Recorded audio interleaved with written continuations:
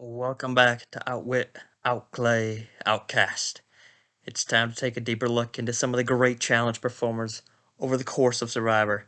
And specifically, we're going to take a look at the top 10 individual challenge performers in an individual season. And we're going to do the woman first. So let's get into it. We're not going to look at their challenge performances over their career, but rather just their individual seasons, because if a player only played once, it would give them a massive advantage over somebody that plays multiple times. And the reason we're looking at only the individual challenges is because in the tribal stages of the game, there's so many times where players have very minimal roles and challenges. And overall, I think that the individual challenges are a far better representation of a person's challenge capabilities. Like, for example, RC never lost an immunity challenge until she went home because Tandang, her tribe, won all 6 of their immunity challenges, and then she lost her first one. So I don't think that makes her a better competitor than somebody that, let's say, for example, won 50% of their tribal immunity challenges and then went on to win 2 individual immunity challenges, even though her overall winning percentage would have been better. However, I didn't just look at who had the highest winning percentage in individual challenges either.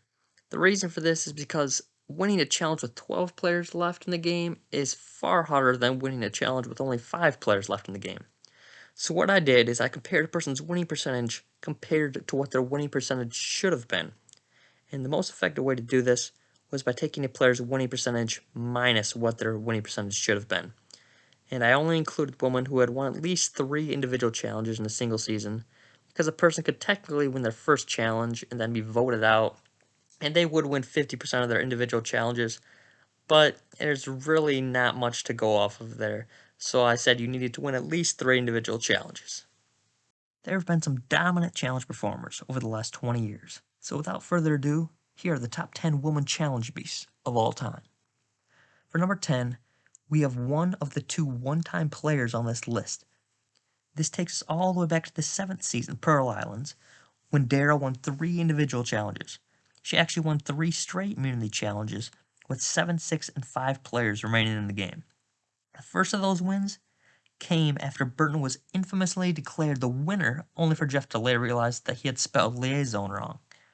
The person that brought her immunity winning streak to an end wasn't even an individual person. It was the jury. The jury competed against the individual castaways in a trivia challenge at Tribal Council and won, which they obviously should have since they had 5 members. And Dare actually won another challenge in the same stretch of her immunity wins, but it was a challenge with 3 members on each team, so I didn't include it for this. And Dare may not have been viewed as a challenge beast originally, but she surely was after dominating her fierce competition in the form of Sandra, Lil, Johnny Fairplay. I mean, she ended with a 30% win percentage when it should have been only 16.3%. And this made her winning percentage 13.7% higher than it should have been and earned her the number 10 spot on this list. Number 9 came just 1 season before Dara on the 6th season of Survivor, The Amazon. This was Jenna Maraska, who won 4 individual immunity challenges at 9, 6, 4, and 3. And you may expect her to be higher because she's one of only 4 women to ever win 4 individual immunity challenges, but she never won an individual reward challenge out of the 4 that she competed in. And even though Jenna won 4 immunities, she was actually only safe at 3 of those tribal councils, as she became the first person to ever give up the immunity necklace when she gave it to Heidi at the final 6. And overall, Jenna ended up with a winning percentage of 33.3% when it should have only been 17%. And that brought her winning percentage to 16.3% higher than it should have been. For the number 8 competitor, we jump ahead over a decade to the 27th season, Blood vs. Water. This was Monica Culpepper, who, like Dara, won 3 individual immunity challenges. She won these with 11, 9, and 8 castaways remaining in the game. And one of the challenges she won, she didn't actually compete against all the remaining players, as Sierra, Jervis, and Tyson chose sat out of the challenge just to eat some burgers. But the reason she's higher than Jenna on this list is because Jenna competed in a few more challenges than her, which gave her an increased chance of winning. Monica also ended up winning 33.3% of her individual challenges, when she should have only won 16.6%, giving her a winning percentage of 16.7% higher than it should have been. Now, for number 7 on this list, we have a woman who won 2 individual immunity challenges at 7 and 4, but she also managed to win 2 other individual challenges. This was Michelle on the 32nd season of Survivor Kaorong, and Michelle won a reward challenge along with the final challenge of the season, which was the one that gave her the ability to vote off a jury member, which then she voted off the ice cream entrepreneur Neil. And she also competed in one less individual challenge than she was supposed to because with 5 players left in the game, Joe was medevaced, which prevented her from being in the immunity challenge. Overall, Michelle won 36.4% of her challenges compared to the 19.1% that she should have won, and this gave her a winning percentage of 17.3% higher than it should have been. The number 6 player on the list is a legend of the game. This was Parvati in the 20th season, Heroes vs. Villains. And she only actually won 1 individual challenge in her winning season, but she managed to win 3 individual immunities on the 20th season. She won these at 8, 6, and 5 players remaining in the game. And the final 8 challenge just happened to be the same challenge that she won 4 seasons earlier, where contestants had to hold a hand above their heads tethered to a bucket of water. This makes her one of only a handful of players to ever win the same individual challenge multiple times. Parvati ended with a winning percentage of 33.3% compared to the 15.3% that it should have been, and this gives her a winning percentage of 18% higher than it should have been. Next up, we have the number 5 player on the list, which I think will shock a few people. This was PG on the 15th season of Survivor, which was Survivor China, and she won 2 individual immunities this season with 8 and 6 players remaining, but she also won an individual reward challenge at Final 7. Now, she never got the opportunity to compete in the last 2 individual challenges of the season because she was voted out of Final 5. So, like a few of the previous women on this list, PG actually ended up with a winning percentage of 33.3%, but she was only supposed to win 15.1% of them, which was a little lower than the previous woman on the list.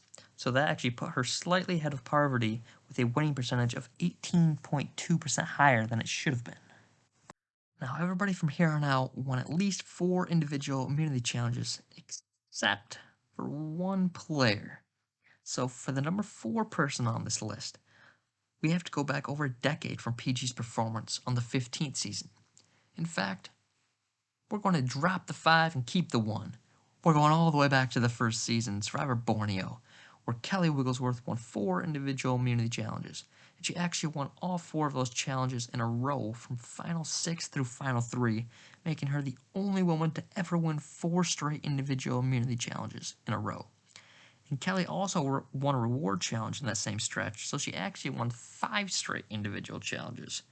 She's one of 3 women to ever win 5 individual challenges in the same season, period. And Kelly actually had a winning percentage of 38.5% that season, compared to the 16.7% that it should have been. And this gave her a winning percentage of 21.8% higher than it should have been. This next woman on the list, at number 3, once got a twofer, and she won 4 individual immunity challenges. This was Chrissy on the 35th season, Survivor Heroes vs. Healers vs. Hustlers. She won her immunity challenges at Final 8, 6, 5, and 4, and I don't know if she could have been any more annoying doing it. Chrissy actually won an individual reward challenge as well, but the winner was literally determined by drawing rocks, so I did not include that because, there's no skill really required there. And if I had counted it, then she would have been moved to number 2 on the list instead of number 3, but we're not counting that. And one of her wins was one that Ben should have won at the Final 4, but thanks to the infamous Upside Down U, she managed to pull that one out.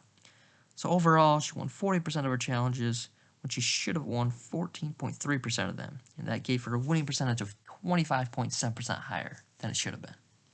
Now we get to our final winner on this list. And the number 2 most dominant challenge performer in a season did it in a season that they absolutely dominated strategically and socially as well. This is none other than Kim Spradlin in the 24th season of Survivor, One World. She won an individual reward with 8 castaways left, and then she went on to win 4 individual immunity challenges with 8, 7, 5, and 4 people left. But what makes this even more amazing is that she did it against a cast full of Survivor Challenge beasts. She had to outmuscle, outpuzzle, and outlast challenge phenoms such as Sabrina, Christina, and Tarzan in the same season, and just in order to pull out these challenge wins. So maybe her challenge wins weren't against the greatest competition in the world, but she got the job done nonetheless. Overall, Kim had a winning percentage of 41.7% compared to the 14.2% that she should have won, which gave her a winning percentage of 27.5% higher than it should have been. Now, for the greatest individual challenge competitor of all the women to ever play the game, she won 3 of the 6 individual challenges she competed in, with all 3 of those being immunity wins, and they were all in a row, too.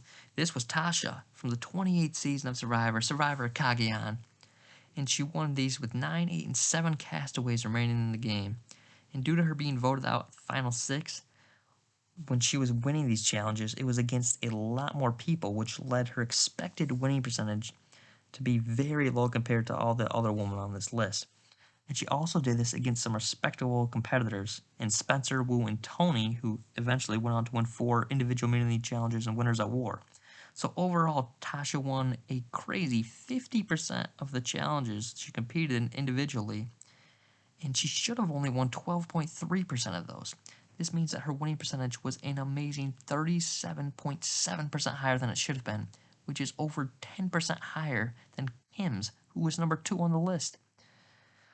And so there you have it. The best woman to ever play the game, challenge-wise, the 10 greatest in a single season. There have been some other women who were great competitors in their own right, but none as good as these women. Until next time.